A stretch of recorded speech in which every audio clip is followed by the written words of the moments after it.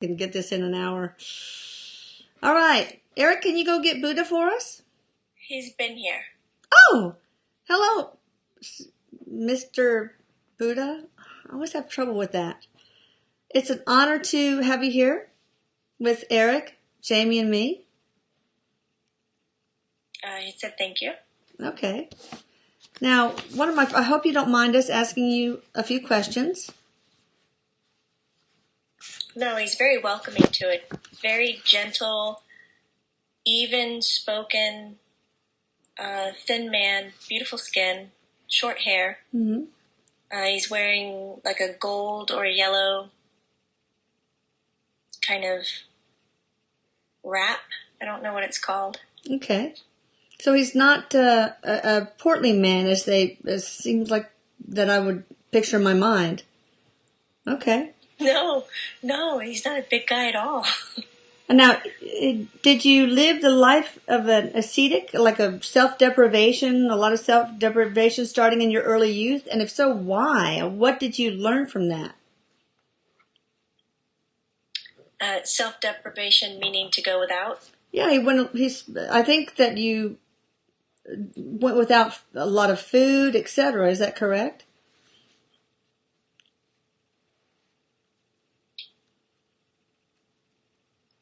He says there's many misunderstandings as the story has been told, but everything that he did from a child on was to support his spiritual growth, Mm-hmm.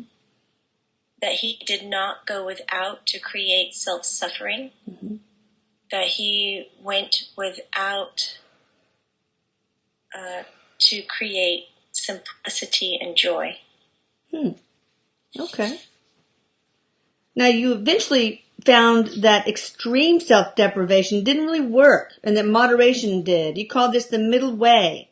Now, what would be the proper mix of self-indulgence and self-deprivation? Or does it really matter? There is not one structure that can fit everyone as a whole, that it must be an internal challenge and decision based on every mind. It is important to allow yourself to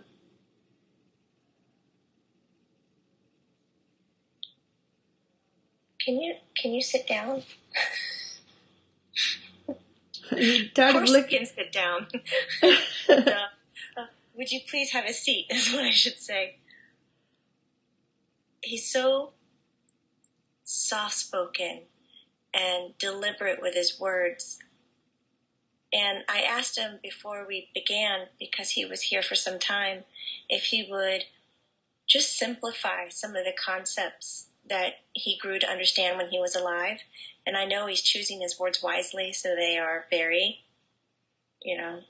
ground level. And thank you. I appreciate that. He's sitting down.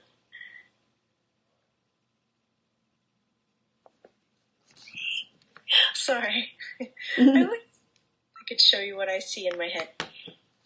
He's talking about not allowing the mind to gain control, to make all the decisions, because the mind is mostly interested in the external world rather than the internal world.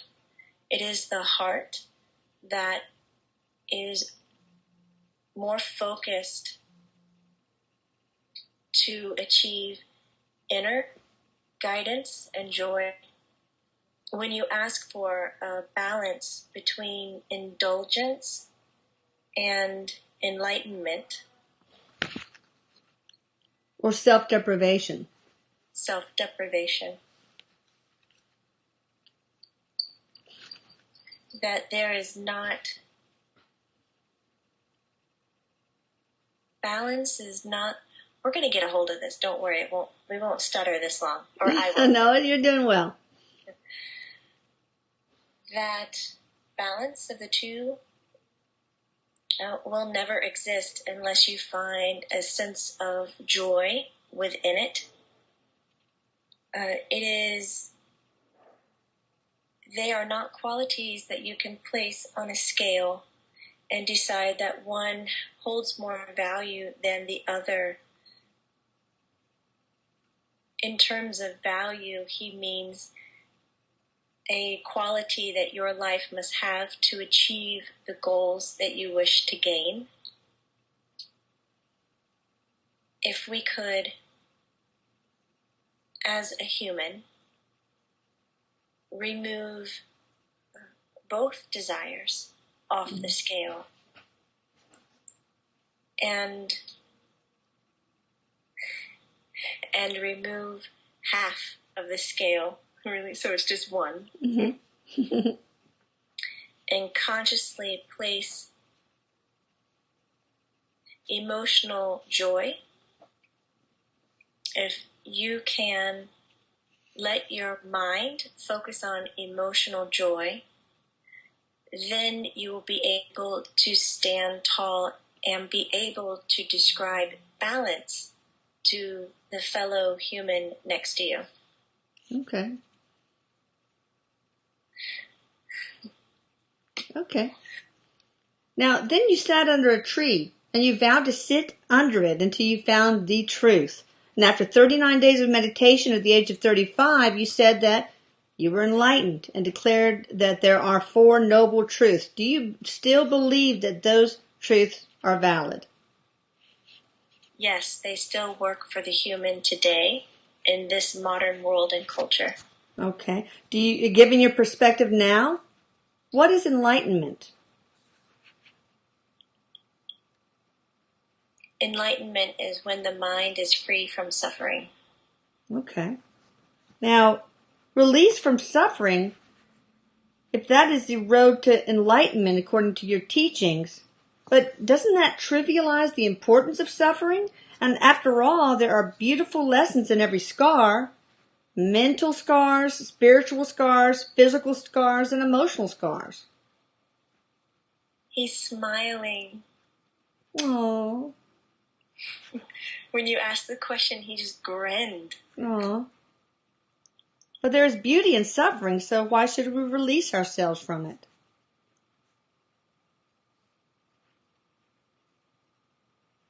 Suffering is not how the human body was made.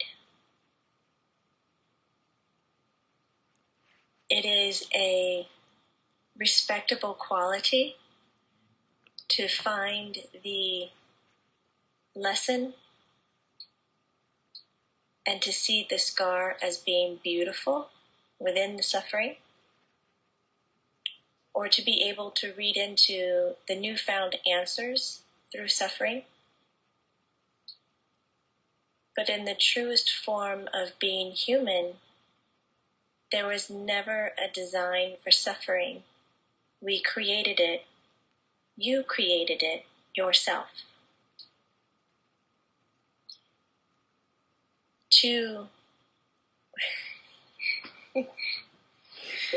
I like him so much. Okay, wait. This is like just a really good, real person, and centered and grounded and, I don't know, humble. I don't really know how to explain it. It's very different from some of the other spirits that we've talked to. He just... Don't mention any names. Yeah. Sorry. I got laughing and forgot where we were. Tell me what just happened. Go. To remove suffering from a human being is not to rob them of any experience. You can learn still through joy all the answers that you would gain through suffering. It is an experience that is not required. And then he kind of smiles and jokes. Like, he just has a real good quality of humor. And he said, so many people are interested in enlightenment, and here you are defending their right to suffer. He thought that was funny. Oh, gosh. Well, I'd like to get rid of some suffering myself. He said, then you should go deep within your mind and ask why you find it valuable. Okay. All right. Well, I'll sell it on eBay. How's that? See if there's any takers. Or Craigslist. That's probably the way. I'll call that the way. Is that okay with you, Buddha? He said it is a very good joke. Oh, okay. I wasn't joking. Actually, I was. Okay, now, a blog member wants to know, and this may be the same question actually. In the Four Noble Truths, one of the truths states, suffering is caused by desires, but don't earthly desires lead to enlightenment? Earthly desires can lead to pleasure, Mm-hmm. and pleasure is a physical fulfillment. Mostly, humans seek pleasure in an insatiable way. They seek to collect and gather it in their cup, yet it never fills up. Because as a pleasure comes and goes, it turns into a memory, which is often not strong enough to build a house.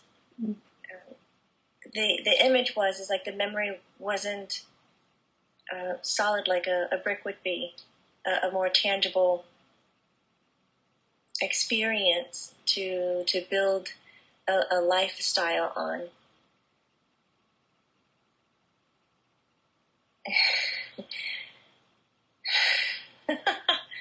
We're going to talk about sex with Buddha. Oh no, But you're blushing.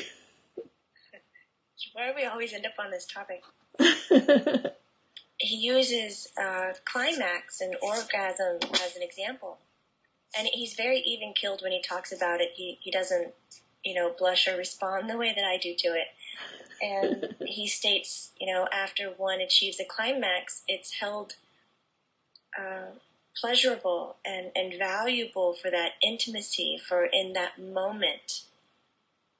But then as the moments stack upon themselves, it turns into a memory or a history. And therefore the person longs or desires to replace it with a new experience, a new climax, a new moment. Mm-hmm. Therefore, it puts you in a vicious cycle of a want or desire to have it, rather than the experience of a pure joy, which is not based on a desire. It is I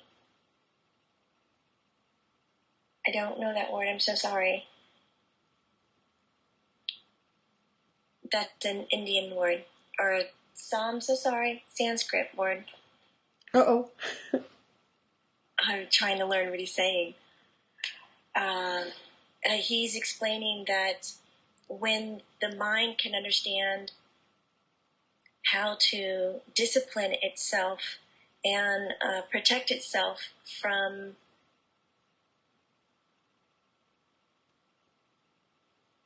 samara, I don't know. samsara, We'll look it up later. I'm so sorry. It sounds like that, so sorry. This continuous flow, when the brain can understand and discipline and protect itself from the continuous flow of life, not from it, but to allow the mind to be involved with the continuous flow of life, but not be absorbed into the want or the desire. If it can see what judgment is and remove the judgment and the constrictions and the bound, the binding, the boundness of good or bad, then the mind can live free and comprehend that what is external of them is accepting, no matter how as a human, you would want to define it. I have no idea what I just said. Can you say it again, but just shorten? Yeah, how about Buddhism for Dummies? Buddhism for dummies. Kindergarten it down, please. Or it just smiles so big. It is important to discipline the mind. It is the mind that is the greatest enemy to the human being. Mm-hmm. It is the mind that is the greatest enemy to the individual, as it will create desires and wants and focus you to live in the external world instead of focusing on the internal direction of the human body. When you're able to focus on internal, all these negativities or these desires or these wants or these goals and these concepts that are in the external world will no longer have a hold upon you. And that you can live your life in eternal joy and happiness, which for him is the pure definition of enlightenment. Struggle, pain, and suffering is not needed to discover these higher elements and lessons and values and integrities of actually holding joy within the brain, not just within the heart. It is allowing the two strongest elements of the human body to communicate to a degree where there is no misunderstanding. And then he puts his finger up and he says, that is for dummies. Oh, great. I understood that, but barely. So what does that make me? No, I'm kidding. Now, how do you define nirvana and karma today? Do you define it the same as you did before?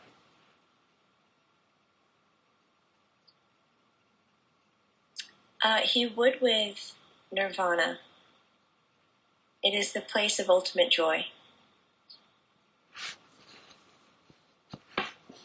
He is comparing it to other religions and within their belief,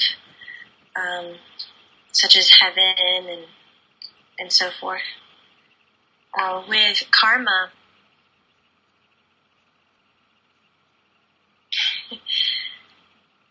he said humans who are alive now in this phase of earthly life, it's almost like this era, he says are still trapped in the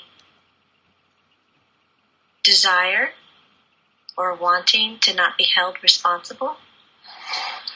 They want something external of them to be held responsible, but not themselves. So when he goes to define karma, which is a self-evaluation of lives previous and lives forward, and how they feed on to the life that you are living now, it is very self-responsible of a person to be able to identify. In the past, it has been translated into a punishment. If you were to have done something seen as hurtful or wrongful, that you may air quotes. Oh no, Buddha did air quotes. An air quote, that you may pay for it. You may sacrifice it. You may pay for it during this living life. So it's almost like an external, an externally directed punishment. He says there is no punishment. Yeah. It would be a personal goal of yours to balance your own scale. There is no punishment. That is the correction he would make with karma. Okay. Now, some, including me, view Buddha. The view of Buddha is following wisdom versus Jesus following the heart. One lets the illusion fall away. The other loves the illusion even to his death. Now, I think for me, a nice middle road is best. Love is the gas in the car, but you want to have it steer wisely, being a source of love and harmony, integration and oneness, but able to remain calm and collected, letting the moments of stress flow on by. How do you take that? He enjoyed your explanation. He's speaking about Jesus as being very dear to him, close to him, a brother to him. He came upon the earth in a time where people were starting to pull away from their emotions and begin to become intellectually involved.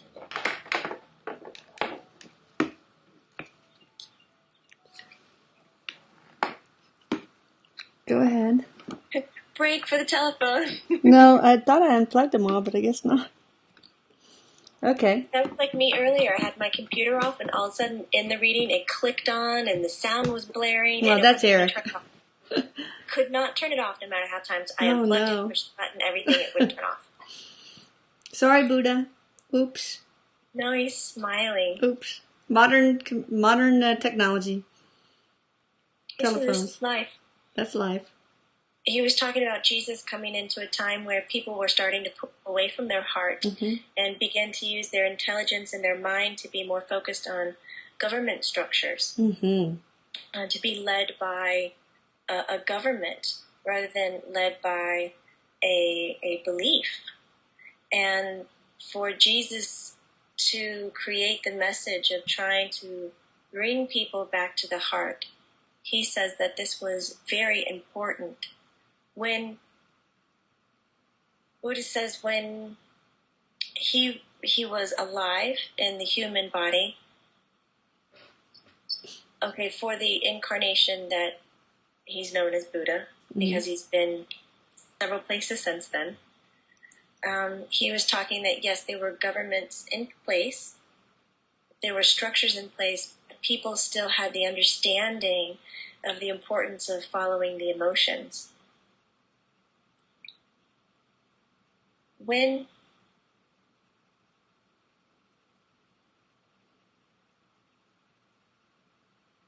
he's talking about the mind, when the mind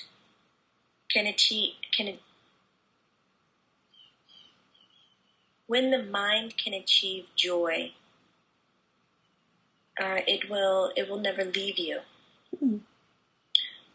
When the heart achieves joy, I don't understand. No, I don't understand the word. Sorry. He said, tell me again. And I was like, no, it's the word I don't get.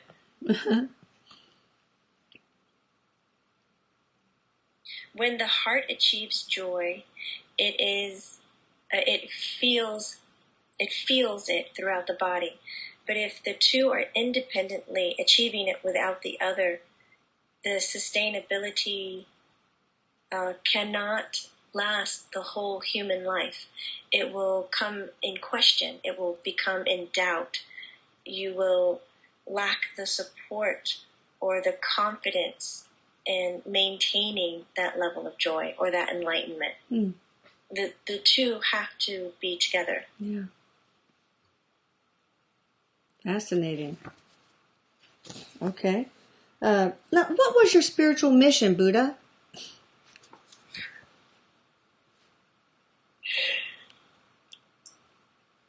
Just in your own words. He smiles really, really big, and he says, I would have believed this would have been known already. I want it in your own words, though, not in Wikipedia or anything like that. I want to hear it from you. Computers.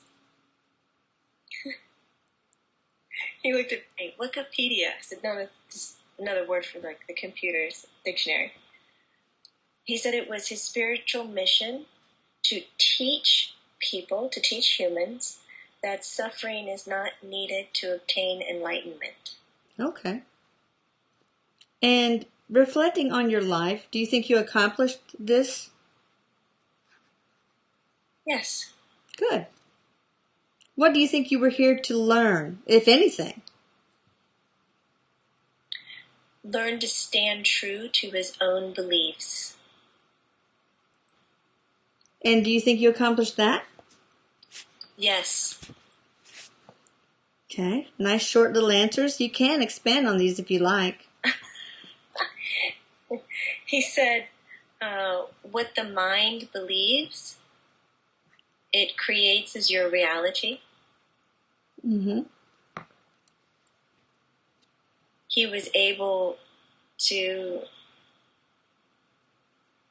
let his mind understand what true joy of life is, Mm-hmm. and therefore it was his belief that his entire being felt it and lived it, and that he had the ability to teach it to others.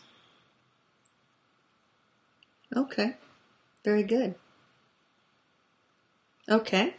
Now, looking back on your teaching, is there anything you'd change? In other words, are there parts of your teaching that you'd retract or wish to change? Not a thing. It sounds like you answered that very quickly and with no reservations. Do you have any regrets at all? Now, that's an amazing thing. Most people do have regrets. He said regrets come from where the head and the heart don't agree. Yes, that's true. He said it was my life lesson to have the two communicate. Wow, Therefore, I do not have regrets.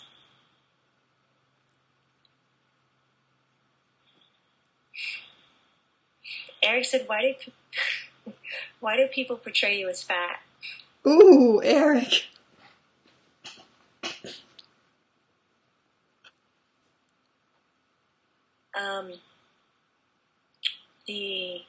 The big belly, the softness. Right, you rub Buddha's belly. You don't have a belly.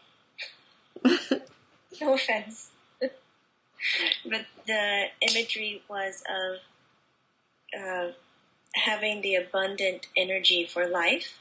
Oh. Abundant being some nice word. Don't know. But to be abundant, to be fat. Yeah. Portly. To be portly. It was just a symbol of his ability to hold the life force, the kundalini, the joy, the presence of life. Gotcha. And so it's described as big, but he is not. Not big. Okay. Now, what do you think about modern day Buddhism and its followers today? He's very pleased. He says they're doing very good work.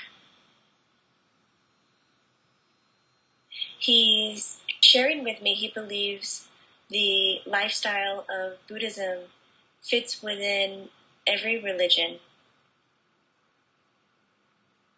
That it is a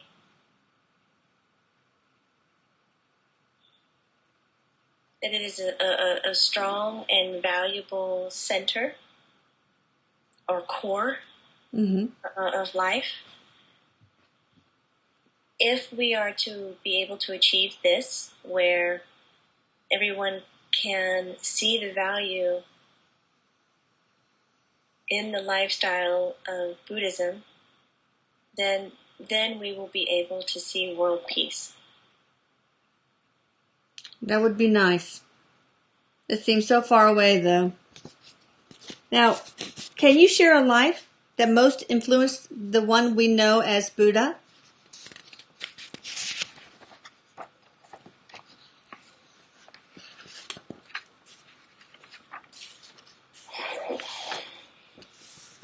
He's talking to me about a life, but it is not in a human body. It is in an energetic form. It looks like he remains a child in the energetic life. He's showing me a child about 8, 9 years old. 8. Kind of androgynous. I wouldn't be able to look and say boy or girl. The hair is just I don't know, it's just kind of all one length, cut very, very blunt. He said it was the incarnation he had before the life of Buddha, the one directly before, where he was being taught how to not use the brain as the source of all knowledge, but to use the brain as a conduit to connect to the source of all knowledge. But he didn't have a brain. Is that why he was in energetic form? Because he didn't have a brain? That sounds like Wizard of Oz coming. All I can think of is the Scarecrow on Wizard of Oz, but... No. He was being taught how to do that for his incarnation as Buddha. This I was see. influenced so much the life he had after. Okay. It was the ability to remember how to connect to all that is. Okay. He knows for certain, like when he speaks, it's wild. You know, when you listen to a lecturer and they're very confident and they're selling a product and you're just like, wow, that must be the best bed ever. And just, wow, details and all of this. He has that level of speaking where it's so confident, but it's so easy. Like when you hear it, you think, I will never doubt what this guy says. There's no space for it. There's no room for it. So it feels very comforting, but you don't feel like you're being manipulated into believing what he says is true, like you would if someone was trying to sell you the bed. It's just, you know that it is his simple truth. He was saying that because he had the ability to use the brain as a conduit to the source of all that is, instead of believing that the brain was where all the knowledge was stored, he believes, he knows that every living human has that same ability to understand the brain as a conduit. It is not the complete computer, because we were talking about computers earlier. All right. It is not the complete computer. He feels this is where humanity is stumbling. Yeah. Okay. Never expected him to be so down to earth. That's awesome. Now, have you reincarnated already, or do you plan to? Are you on, I mean, in terms of earthly time, are you here?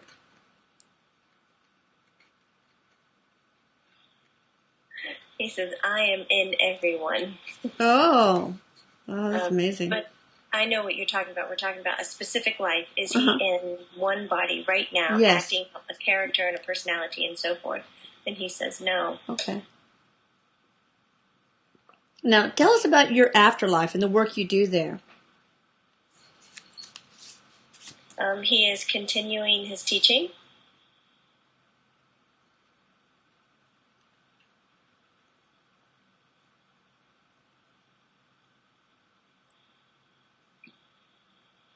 He's continuing his teaching. Okay. And he just kind of quietly told me that he reads the newspaper, and I just don't even know what to make of that. Which newspaper do you read? All of them. All of them? I don't suppose it's the sports section, though, is it? No. I didn't think so. Now, what do you think about the state of humanity now? Oops. Am I there? Did I leave? No, you're there. Here we go. the state of humanity. Mm-hmm. He makes the comment that many people are choosing to drown themselves. Mm-hmm.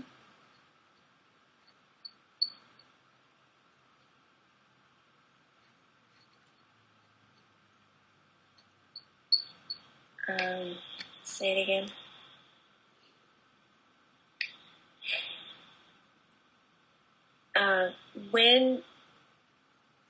When the individual is ready and seeking for guidance and help, I will be there. But I neither find their enlightenment or their struggle to be good nor bad.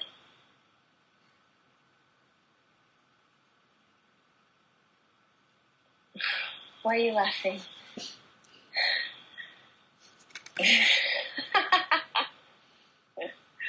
I stopped breathing. Uh-oh. I stopped holding my breath. Okay, yes. Not a good idea, Jamie. No, it's not, but it's intriguing that he, not only is he'll notice that I'm holding my breath, he'll say something about it. They're like asking me to breathe, asking me to not be nervous, asking me to relax. Oh. You know, to kind of keep it like he's just hanging out in my room and we're just talking. Oh. You know, he told me to reach out my hand and he held my hand for a little bit. He just is nurturing in a very average, very calm way, and it's nice. Oh. Lost my thought. Humanity. And I'm breathing.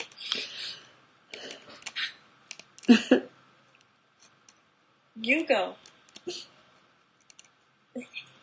It's kind of, I don't know, what I would imagine. I've never hung out with the Dalai Lama. It's what I would imagine that would be. You want to put him on a pedestal, but then when you hang out with him, you find that he's just an average person with just extraordinary way of seeing life. I think you just found yourself a new BFF. I would love, God, oh my God. I might just start studying Buddhism. Yeah. I haven't done it. Don't say might right in front of him. Oh, He'd say you will. No.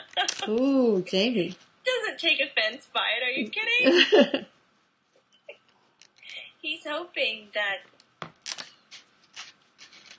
through this interview, that whomever is watching or listening will find it intriguing enough just to research the teachings and the concepts that he presented so long ago, and seeing how timeless they are, they might find it valuable to learn it for themselves. Yeah. He does talks with anyone, everyone. He's very obtainable, available, very Approachable, too.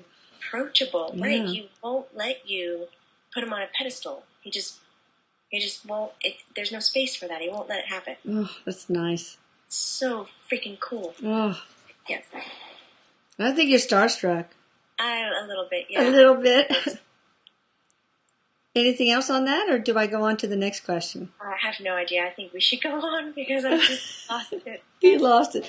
Do you have any messages or advice for us, Buddha?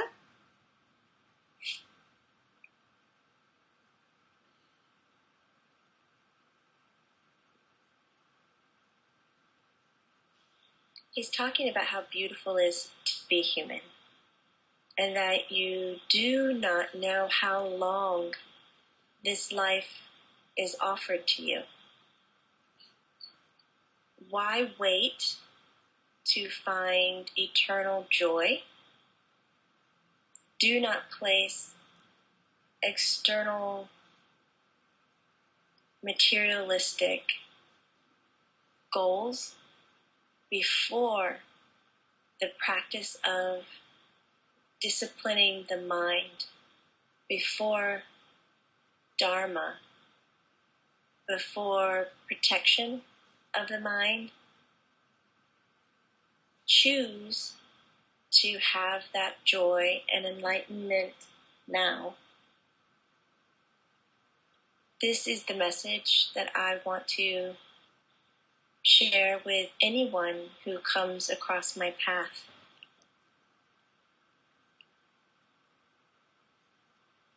The race within the term human race is not external.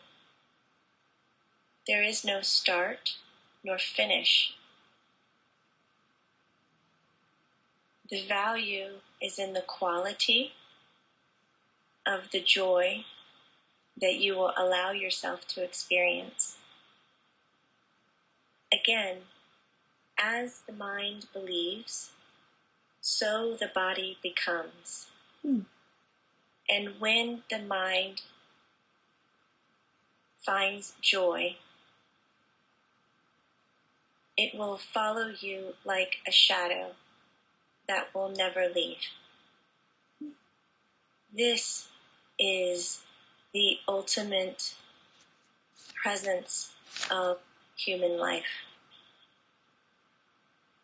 This is what we all can obtain. Well, that's it's kind of hard to follow up with any other questions after that, but I must, I suppose. All right, one blog member wants to know what advice you can give us about meditation.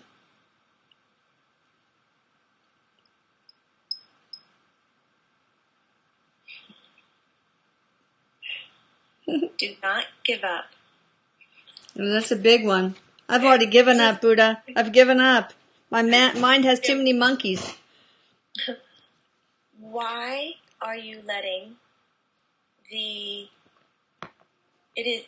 this is a question to ask yourself, that why are you letting the external routine, the career, the schedule interfere with the lesson of disciplining the mind?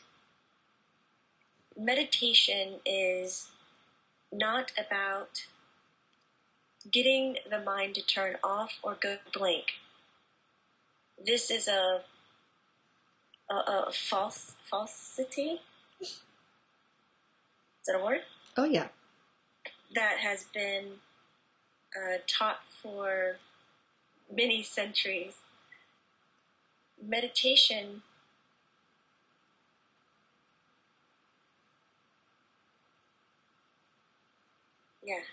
the purpose of meditation is to get the mind to recognize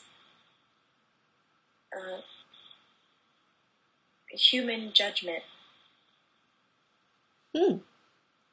When the mind can recognize it, it can then begin to pull it away from the daily experience. This is what will allow joy to come from within, because you will truly be able to hold your own responsibility, your own definitions of self, and not allow external life to influence and to change the way that you would react. Life is about being in service, but it's not about being in service to others. It's about being in service to self. Ooh. And that starts first with the mind. Meditation is an understanding, not quieting. Oh, interesting. So, the monkeys in the mind, really, you want to get rid of the judging monkeys. Is that right? Yes, and you let the other monkeys go and play. Okay. I've got a lot of monkeys that are playing. I've got a whole jungle gym set up in there in my mind. I really do. It would make the McDonald's playground, they would put them to shame. But anyway. All right, let's see. How do you feel about channeling Erik, the blog? He says he's proud of it. Sorry, he was mentioning something about a story of his. You were talking about monkeys. He tells a story of a monkey king. Okay, let's hear the story.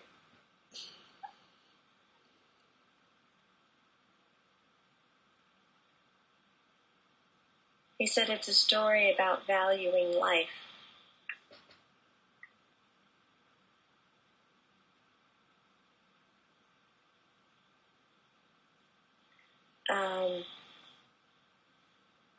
First, he'll answer any other questions before he goes to tell a story. Okay.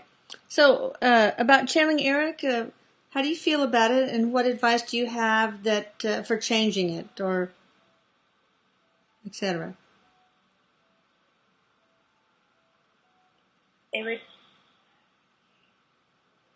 He said you're asking for guidance. Yes.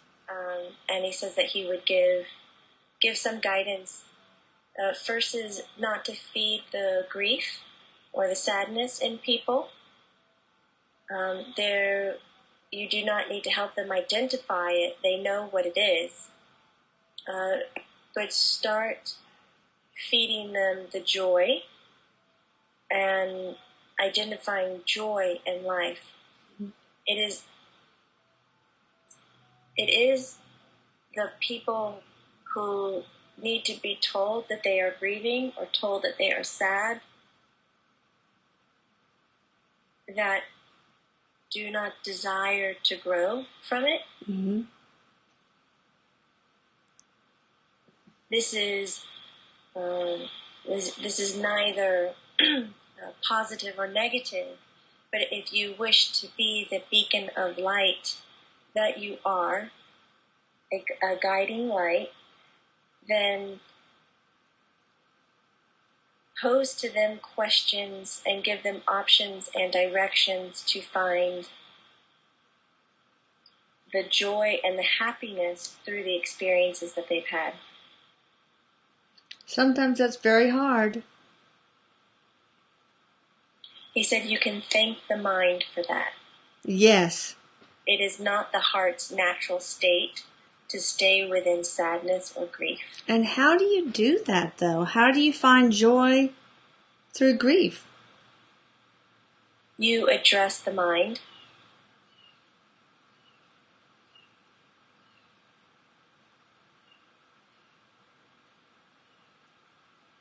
You give the mind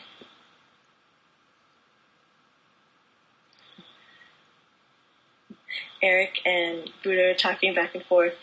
So they came up with this kind of idea that you give the mind a one-time ticket to just run through everything of what happened, what could have happened, what should have happened. It says these are the possibilities. Mm-hmm. And then tell your mind that no matter how much it thinks of it, it will not change what is. Mm-hmm. And through the practice and discipline of meditation, stay in the moment of now and without judgment. When you achieve this, the heart goes back. The heart goes back to its natural state, which is pure joy. So we're talking about finding joy in spite of grief, not finding joy through grief. Correct. Okay, that was a little confusing. All right, now what do you think about Jamie? What are you doing? I just want to know. About what? Buddha, what do you think about Jamie? He pats my arm and he says, kind woman. Yes. Thank you. Buddha, is that all you got? No, he says that I behaved embarrassed because I couldn't take a compliment. Oh. He says that I should look at that because somewhere I'm judging myself that I'm not good enough to be called a kind woman. Oh. I have the same problem. I know. Okay, we'll move on. Now, Erik, what do you have? Any questions for Jamie? I mean, for Buddha? Erik said he asked his question. Oh, that's it? Come on, you can come up with one more. Jamie, do you have any questions for Buddha? Except maybe y'all want to buy one of those little heart necklaces that are sort of broken in half, the little BFF thing? Best, and then he'll befriend, like, you know. I think y'all should do it. I really do. What do you think, Buddha? He's so happy. Happy Buddha. He's telling me that he's had a wonderful day today to sit and teach again.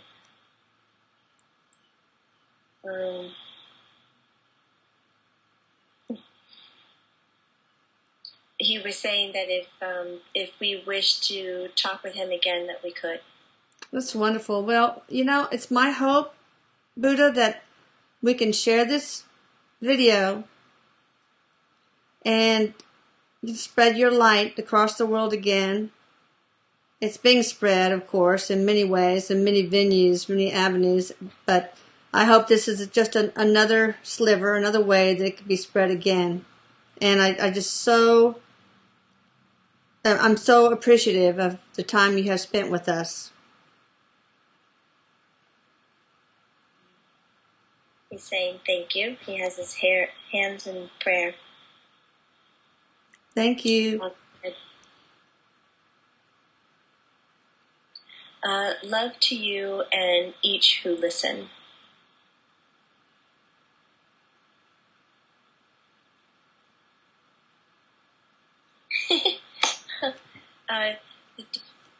Did you want to hear the story? Oh, yes, I do. I'm so sorry. I cut you off. I was just so enamored by everything about you. So, yes, please do.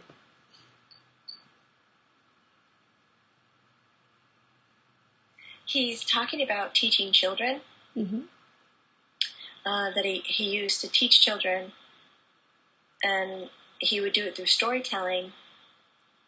And there was a story about a monkey king, and they lived up in a tree. They would play and eat the fruit of the tree, and the fruit was very good. And they were proud of this tree, like this was the best fruit. So they took over this tree, and the king was very good to his monkey people, I guess. And they were really cautious and protective about nobody else tasting the fruit of the tree because they would like it so much, and they would come and take it over, and they wouldn't have it anymore. But somehow somebody, the human king in the land, got a taste of the fruit. As you can tell, he's telling the story, and I am rewording it. Yes. So, apologize, but Cliff Notes via Jamie.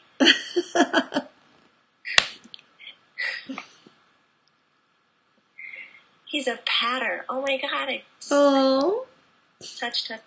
So, the human king got a taste of it, and he said that it was the most, beautiful tasting fruit. He had to have it. He had to find out, where the tree was, and they searched all over. They found the tree, and there were the monkeys. And the king said, "Oh, the monkeys are getting all of this good fruit. You must kill all the monkeys, so that I can have this tree, that I can have this fruit, because it's fit to be, for a king." And so the king's men started killing the monkeys, and the monkey king tried to save his monkey people. I don't know how to explain it. And so he started helping the monkeys out of the tree, and he got them all across, and the monkey was stretched from one tree to another, and it was so far, and the monkey king could barely hold on. His body was aching, but he was determined to do anything possible to save all of his family and crew, his monkey family, monkey kingdom. And all the monkeys crossed except one, and one was jealous of the monkey king and thought that this would be the perfect opportunity to spite the king, and jumped hard on the king's back, and the monkey king fell to the ground, and the mean, spiteful monkey made it across and survived. So the human king came over to the monkey who had fallen, And he went to the Monkey King and he picked him up and he said, Monkey King, you have not only been strong, but you saved your kingdom. I don't know how to explain it. The monkey family. The human king was proud of the Monkey King, and he said, "You gave your life for your people, and I have learned from you. I'll hold you in great honor and esteem, and then I will protect this tree for you." And the Monkey King, in his moment of death, had said that his death was not in vain, because through his love for his kingdom, he found the strength to care for them. And now on his moment of passing, not only does he get to see everybody live, but he also gets to see this human king find the value in life. Oh. His lesson is now living on in another person, and for him that was the most valuable thing that he could have asked for. Oh, very nice. In a nutshell. Very nice. He was just sharing with me that a lot of the stories that he tells to teach the children are written down. I wonder if there's like kid Buddha stories. It could Obviously, be. they're saying there are, so I apologize, but that would be really neat to look at. He said, "Thank you." I'll check it out. That's wonderful. Well, that's a very wonderful story to end off on, in the interview on. Thank you so much, Buddha. Okay. You're welcome. Much love to you. Much love to you. He said, "Love to you too." Okay. Bye, Jamie. Bye, Erik. Says, "Bye, Mom. I love you." Says, "Bye, everybody." I love you too. Bye, guys. Thanks for helping me stretch my limits. That's true. You and me both.